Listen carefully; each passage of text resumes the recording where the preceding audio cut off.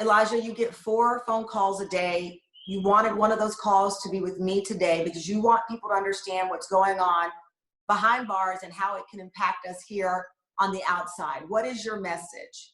The conditions that we're living in right now are unbelievable, for one. We're fighting the coronavirus and we're supposed to, for one, practice social distancing. I'm in a dorm setting with 100 inmates out all day. Impossible for me to practice social distance. We use the same phones, same showers, same tables. We're shoulder to shoulder when we're on the phone.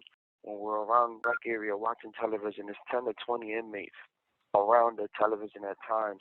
And really, I'm in fear for my life and my health. There are at least 8 confirmed COVID cases among the inmates in your prison. Do you believe, from what you described just now, you feel that you are a sitting duck, that you are sitting there and it's only a matter of time?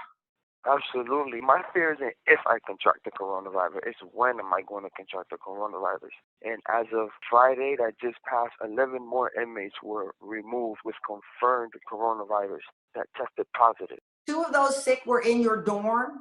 How did you know that they were sick? Were they showing symptoms? Yeah, the 2 that were in my dorm were showing symptoms, high fever. One of them came back into the dorm with high fever and wasn't removed for a number of days. Another one of those were body aching, shortness of breath, coughing, went to see medical staff. Medical staff ordered him to be removed from the dorm and was allowed to re-enter the dorm, use the telephones, and come in contact with inmates before being removed. So are you given anything to protect yourself? Are you given a mask, any gloves? Are you told to use something to cover your face, even if they're not providing it to you? We weren't given anything to protect ourselves. Till this day, we haven't been given any masks. But about 2 weeks ago, they just handed out us masks with the same material kind of our inmate uniform. But prior to that, I was using my do-rag as a mask. You have about 60-ish days left.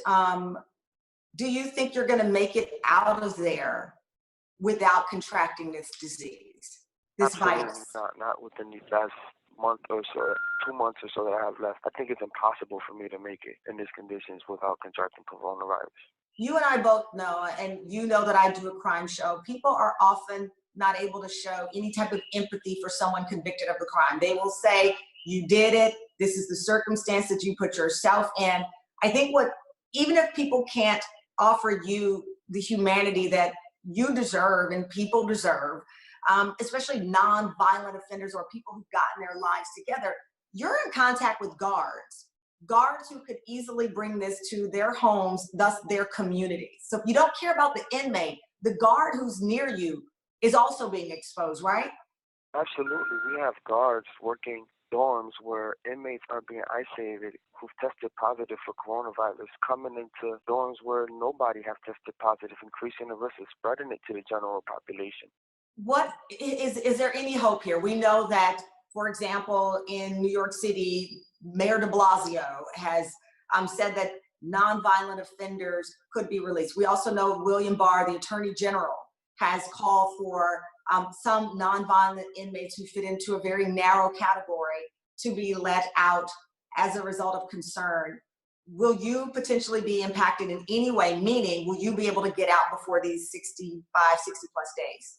I've spoken to multiple staff, and due to me not having a parole sentence or eligible for transition, I'm not eligible to be released within the last 60 days that I have, anytime sooner than that.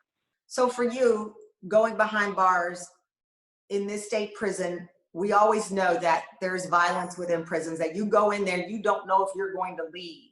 The nature of prison itself.